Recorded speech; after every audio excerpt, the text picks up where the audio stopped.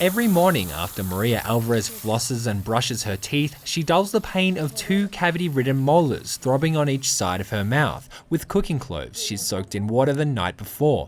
She says it's an old Mexican remedy she learned in Chihuahua before she moved to Anthony, New Mexico. It's a small herb that serves like an anesthetic, so if you have pain, you place it on top of the molar that has the hole in it, and it stays there. Then you bite the clove, and when you chew it, it starts to anesthetize that place, and it will take the pain away. Alvarez hasn't always had to resort to old Mexican remedies to deal with tooth pain that keeps her awake at night and aches through her shifts at work. Alvarez, like many New Mexicans living near the border, used to cross into Juarez with her two sons and husband to get dental work done. It's better to go to Juarez because over here, I don't have enough money for the consultation. But the drug war that engulfed Juarez and much of the state of Chihuahua took the lives of a number of Alvarez's family and friends, and she doesn't ever want to go back there or relive the suffering. She says the tales of her friends being attacked and threatened, even when they were just going there for dental work, are still fresh in her mind. They went to the dentist and the violence entered the place where they were, and they assaulted some people. They were scared and threw themselves to the ground. And I'm scared, and that's why I don't go to Juarez. Since the Affordable Care Act went into effect, Alvarez's two sons have been able to access better dental treatment. But as an adult, Alvarez says her insurance doesn't cover enough of the cost for her to go to the dentist in New Mexico. 40% of New Mexicans are living in dental healthcare professional shortage areas, or dental deserts, where basic preventative care is less accessible and basic dental issues are more likely to turn into major health issues like heart disease. Modeled on dental therapist programs in Minnesota and Alaska, Health Action New Mexico is pushing policy to fill the gap. While New Mexico already has dental hygienists, dental therapists would be licensed to perform other basic operations normally reserved for professional dentists. They would be able to fill cavities, do basic extractions, and take radiographs.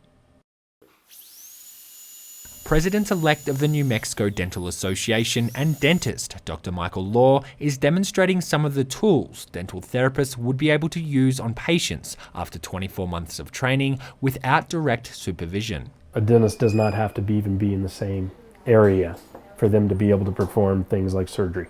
And what's the concern with that? Just like poor practice of it? Oh yeah, it's dangerous. I mean, if something were to go wrong during that surgery and they don't know how to handle it, I'm 200 miles away from them. It's a little hard to fix that. A 2014 report by the Minnesota legislature on the state's program found that dental therapists appear to be practicing safely, and clinics reported high patient satisfaction with dental therapist services. But the study acknowledges the program and the profession is still in its infancy. Law says it's too soon to draw conclusions. Minnesota's program has been in place for 4 years. He says a better way to improve access and affordability would be to raise the state's Medicaid reimbursement. Currently, less than half of New Mexico dentists are taking patients on Medicaid. The reason I don't is purely and simply because the reimbursement is so poor, because I can't function. Okay, fine. I mean, we couldn't do what we do every day on that. Now, if they were to raise it, I would be able to reevaluate it and possibly start accepting it and providing care for those patients. Health Action New Mexico says doctors put up the same opposition to licensing nurse practitioners and physician assistants to perform functions that were once only performed by medical doctors. They say a lot of the dentists who are opposed are trying to protect their business interest. According to the 2014 Minnesota State Report, clinics employing dental therapists are seeing more new patients that are largely from underserved communities. But would dental therapists actually improve access and lower the cost of dental care for underserved patients in New Mexico, like Maria Alvarez? Potentially, but not necessarily. Karen Hall is a spokesperson for La Clínica de Familia, a non-profit provider of dental care to low-income and Medicaid patients. Hall says adding dental therapists would not lower the per-procedure cost to patients, but the savings on lower salaries for dental therapists could increase access. More patients could be seen, with shorter wait times and longer opening hours and better facilities. But Alvarez says she became concerned about the clinic following an infection scare in 2013. 2019. The clinic told KRWG it was resolved and is no longer an issue. Still, Alvarez says she'd prefer to keep using the cloves and water to treat her dental problems while she looks for other options. I need to get the tooth pulled, but it helps and I feel better right now.